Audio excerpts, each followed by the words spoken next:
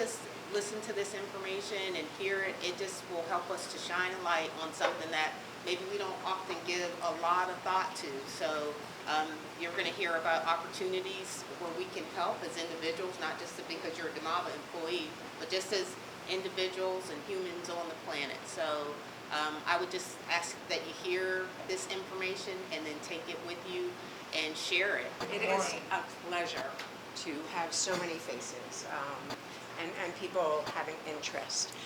Let me just start by letting you know who I am. My name is Debbie Rosica. I basically was working in the field of psychiatry. So I did clinical work for a lot of years. I ran a treatment agency for 10 years, folks who were mostly on inmate status. And now I have the pleasure working on the other end, doing more education and prevention work. So my agency, Central Jersey Family Health Consortium, I know it's a mouthful. We're maternal child health. We have a lot of programs that serve families. So anybody who comes across a pregnant person, a young parent, a young caretaker, anybody in need of anything, and you're not quite sure where to turn to us. The first question I would like to ask any of you is, have you heard of human trafficking? And if so, what do you think it is? People usually have a thought of what they think human trafficking is. Anybody brave enough to volunteer a thought? Yes, sir. Say modern slavery. Pardon? Modern slavery. Modern slavery. That term is being thrown around quite a bit. And that brings a visual to mind, doesn't it? It's actually a term that has become popular, but survivors of trafficking prefer it not be used because it's felt that it's exploitive. It's very interesting as I take this journey as an educator. I am not a survivor of human trafficking, and we are constantly learning of how to present in a way that won't re-traumatize or exploit anybody who might have been victimized. So many things I would have never thought of. That would not have occurred to me until we started getting feedback. But absolutely modern slavery. What else comes to mind? What words come to mind? Exploitation. Exploitation. Prostitution, maybe. Selling people. People that are kidnapped in this situation. Okay, so we're hearing about folks that are kidnapped. And that is often a perceived notion. We are going to talk about the difference between kidnapping and smuggling and human trafficking. A lot of our media portrays it as kidnapping, right? That white van pulls up and kind of pulls you on. Other thoughts? Unpaid labor. Unpaid labor, yes, absolutely. Unpaid labor, or not being paid much, or working under very poor conditions. You may find that you have experienced maybe someone showing warning signs that they were being trafficked. And we can beat ourselves up when we look back, but we can only do the best we can do with what we know and take action as only we feel comfortable. So human trafficking can happen to anyone, but there certainly are people who are more vulnerable than others to being trafficked. Folks who maybe are recently here in the United States, they migrated, they immigrated. However, that being said, the majority of people trafficked in the United States are U.S. citizens.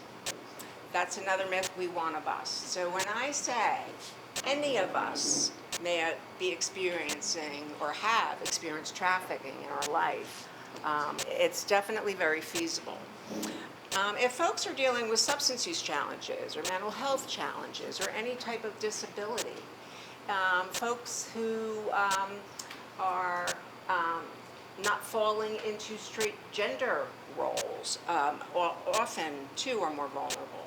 Those who are homeless, those who are challenged in any way environmentally, whether it's housing, food, safety, all of those things come into play.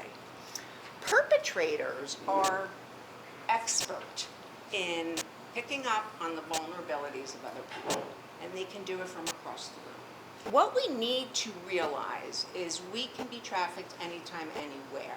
So we need to keep our awareness up to help stay straight.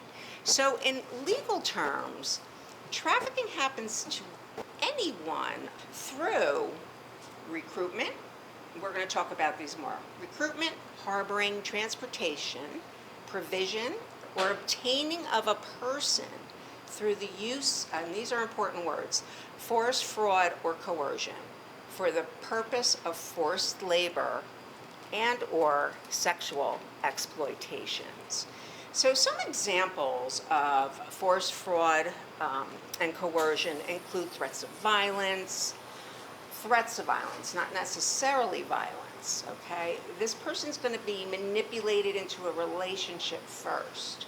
But threats of violence are often used once a person is pulled in. I'm going to hurt your family. I'm going to hurt your pet. I'm going to help your best friend if you go to her, for help. Lots of threats and threats of violence. There's also fraud and coercion. Folks are offered fake jobs. Oh, you are beautiful. The light coming through the window just is stunning. Did you ever think about modeling? Oh, awesome. Well, how about, let me offer you a cup of hot coffee and maybe we can go talk about it. And then if you agree, we'll see how you show up on camera. What do you think? Okay, and here's my card, and I'll see you in a little while for coffee. I mean, that's very simple. Thank you very much. But folks can get pulled in, okay? So take a young person hanging out at the mall or at the train station, newly homeless, newly traumatized, hanging out outside school by themselves. Someone approaches them and gets them talking. And now they feel understood, cherished. Someone gets me and appreciates me, notices me, and a relationship is cultivated. Or I pull you in for that photo shoot. And now I'm so good at what I do, I'm getting it to make your pictures a little bit more provocative. Just a little more skin. We're going to sell these to the top magazines. You are going to make so much money. You'll be able to get your own place and not have to listen to your parents anymore. So pictures are taken. Maybe they're played with a little bit. And now this young person is being threatened that these pictures will now become part of sextortion. They will be available. They will be made even more vulnerable. Everyone's going to see them online. If you don't want this to happen, I need you to pay me back for these pictures. So my friend's coming over later, and I'd like you to do whatever he wants to do. And then his friend comes over, and then another friend comes over, and then he brings a girlfriend over, and before we know it, this person might be having sex 6, 7, 8 times a night, just in an attempt to try to get those pictures back, because this young person maybe does want to pursue a career in the military or go to college, whatever the case may be. So these are the elements used by perpetrators to reel people in. There is a difference between adults and minors. If when we are talking sexual exploitation, any person under the age 18 is being sex trafficked. Even if that person is saying they are choosing to have sex for money as survival sex, they need to pay the bills and feed themselves and put a roof over their head, doesn't matter. Whoever is setting that up is a perpetrator and is sex trafficking that minor. Okay, so with a minor, it is always sex trafficking. With an adult, it's not necessarily the same. But again, there has to be that element of force, fraud, or coercion if you're an adult trying to prove in court that you've been victimized. If you're a minor, you don't have to prove any of that. You just have to prove that you were forced to have sexual relations. So let's talk a little bit more about sex trafficking. This involves a person who is involved in commercial sex through the use of force, fraud, and coercion. And it's usually under fake business. Okay, it could be under the guise of escort service or domestic help or being in the hostess industry, being a nanny. Sometimes labor and sex trafficking will overlap. There's not always a really fine line. Sometimes they end up being set up in actual brothels. That's where they're being brought to live. Or they're being trafficked at truck stops. They're being housed in a truck and they're getting lots and lots and lots of business. And then maybe when someone gets wind that this perpetrator is doing this at a particular truck stop, they move. They move frequently to remain invisible and to not get caught. They're not necessarily moving because they're smuggling across state lines, so that's important to keep in mind. A lot of times hotels and motels are places where people will house their product, being human beings. Often if you ask a person who has been traumatized by sexual trafficking what they most want, what they most need, more often than not the answer is going to be sleep. People are very sleep deprived, okay? This person might be going to school during the day, their after school job, coming home making dinner, and then they're getting called at 2 in the morning to sneak out of the house because they need to go to work. And then they need to show up at school the next day. And this can go on and on and on and on in a nice suburban neighborhood, and no one would know the difference. Again, perpetrators are so masterful with their techniques of manipulation. Labor trafficking, again, there's still that force, fraud, and coercion. And very often people are forced to work for very poor wages, under false pretense, and poor conditions. So say, for example, hey, I can order I have a job for your son. I just opened this new big warehouse in North Carolina, and I'm really looking to staff it with talented young people who have lots of energy. This is what they're going to be making. I'm going to offer housing. I'm going to offer food. And all you have to do is get here. And if you can't get here, I'll even pay your way so you can come and work for me. So maybe, folks maybe will send their family members because it sounds like a good opportunity and job, and maybe they'll be able to send money home and help out a bit. Well, when they get there, very bad conditions. They're sleeping in little holes with no windows, no ventilation, no heating. They're under surveillance. Some people have guns. There's video cameras everywhere. They keep making rules. They're taking away their papers. They're limiting their contact with the outside world. And every time there's an infraction, the worker has to pay back the employer for this large bill that they are accruing, including their housing and their food and whatever else they have been offered. Really difficult to leave that situation. Labor trafficking is very, very common. There's a lot of it here in New Jersey, along with sex trafficking.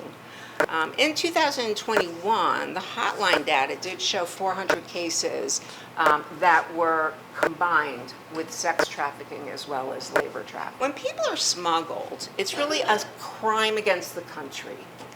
When a person is trafficked, it's a crime against that person. We have an epidemic here in New Jersey. We rate very high on the list of reported cases of being trafficked. Casinos and bars. We're huge attraction with casinos here in New Jersey. Huge area for folks to hang out as perpetrators and find their victims.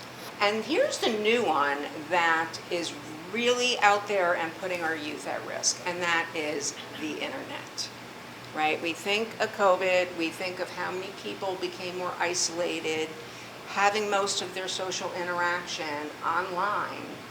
It's very easy to like someone online, right? Validate their feelings, their emotions. I understand you. Your father sounds terrible. Oh, I'm so sorry you have to go through that chemistry test tomorrow. The list goes on. It's very easy to woo people in. Play games with them, interact with them. and give them gifts, whether online or start asking, hey, we get along so well, how about we meet in person? And it can take off from there. It's happening everywhere in New Jersey. And with the online gambling, it's not helping, all right? Because the two can often go hand in hand. And our vulnerable folks are the ones sitting in front of the computer. They may have mental health issues, other disabilities, substance use challenges. They may be pregnant. They may be suffering from domestic violence and being isolated and cut off already from everybody else. It's going to be a little easier to befriend somebody online. Now, the labor trafficking, think about our agriculture, forestry, landscaping, hospitality, domestic care as a home health aide, as a driver, Access Link, whatever that case may be. Anything with manufacturing or construction, janitorial services, sales, and even selling drugs as well. And that is one wonderful thing about New Jersey. Our legislation continues to move forward to protect our victims who are trying to get out of the life and to hold our perpetrators accountable. A victim will be forgiven all of their whatever criminal fines or fees, whatever they may have accrued during their time of being trafficked. They may have had to break the law, maybe through prostitution, selling drugs, using drugs, breaking into places, lots of things. They will not be held accountable. The perpetrator must pay for anything they accrue. And instead, an organization like New Jersey Coalition Against Human Trafficking will offer services to that survivor who is trying to get out of the life, whether it's education, legal assistance, housing, support, job skill training. The list just keeps going on and on for folks who are choosing to get out of the life. We can never rescue people. We can merely offer them that lifeline if they want it, and always leave the door open. It's very hard for people to leave. Very, very difficult for folks to leave. And part of this is because of the way the perpetrator grooms people. They're going for that connection, whether it's online or in person. They're gaining trust. They're learning information. They're exploiting all those vulnerabilities we talked about. Someone who's in the foster system or involved in the juvenile justice system is going to be quite vulnerable to someone who befriends them. And that person who approaches them may not be this big scary guy. It could be someone your own age, same sex, who's just befriending you. Typically, if people's core needs are not met, all right, they will be more vulnerable to connecting with perpetrators. And actually, because of this grooming, very often victims are not aware they are being trafficked. If it's labor trafficking, very often folks do not know their human rights, whether being a U.S. citizen or not. In sex trafficking, there's such a love-hate relationship going on that a person doesn't feel trafficked. This person loves me. He takes care of me. Sometimes he just loses his temper. Sometimes I just have to, do what he asks because, that's how he takes care of me and the other girls. There's a lot of brainwashing, right? You call someone a duck enough, they're going to start to quack eventually. And people often really struggle with why don't they just leave? Oops, I thought there was a slide on that. But they're afraid, okay? Their shame, their guilt of all the activities they've just been involved with. In their minds, their families would never even consider taking them back. How could they approach their families? Who would ever talk to them again? No one else is going to give me a job. No one else is going to feed me. I'm going to have to go back and sleep at the train station. Or, I just love this person. I'm not going anywhere. So we can't assume, if we're seeing someone with symptoms of being traumatized, that they are seeing themselves as a victim. Why New Jersey? Why is trafficking so high in our little tiny state of New Jersey? Well, for starters, we're like the most densely populated state. That has something to do with it. We're also on main corridors. We're on the 95 corridor. That's the main drug trafficking, gun trafficking corridor in the tri-state area. We have proximity to major cities, major seaports, and train stations and bus stations, right? Like there's a lot of ways to get to our little state of New Jersey. And as I talked about, we do have a lot of sporting events and large-scale events across our state. There's no doubt about it. So it's here, it's present, and it is everywhere. But what can we do? What can we do to help out? Well, if anyone's interested, please feel free to check out our coalition against human trafficking and just connect. There is so much opportunity on there to become incredibly involved, to become minimally involved. It's all volunteer. There are over 200 of us who are on this coalition. We do set the standard nationally for a coalition that is survivor-led and driven, which means absolutely everything we do is put through the lens of our survivor board. And these are people who have survived trafficking, whether labor or sex or both, and are guiding us to best give information out. So now we're talking our personal hats and our professional hats, right? In our own spheres of influence, we might come across something questionable, and we can certainly choose how to respond. Some of us, because of our professions, if we suspect that someone is in harm's way, and particularly a child, right, we're obligated to report. But do we know what that reporting policy looks like in our own agency? The curious thing is everybody either does not have a policy or everybody's policy is different. So I do encourage you, in your place of employment, your professional hat, find out what to do if you suspect. What can you do? Do you go to your supervisor? Can you call the hotline directly just to give them a little bit of information? Can you pull a client into your office if you're seeing people individually and offer them a resource? And even if now's not the time, my door's always open. You can come back. We need to know that. Or in our own, just our personal lives. Do we want to be a bystander? Or do we maybe want to speak up and make a difference? The other thing the website affords us is a lot of resources, lots of resources, and there's a lot of educational videos and activities if you're in a role to be teaching others. There's plenty on there. There's ways to get involved in our coalition.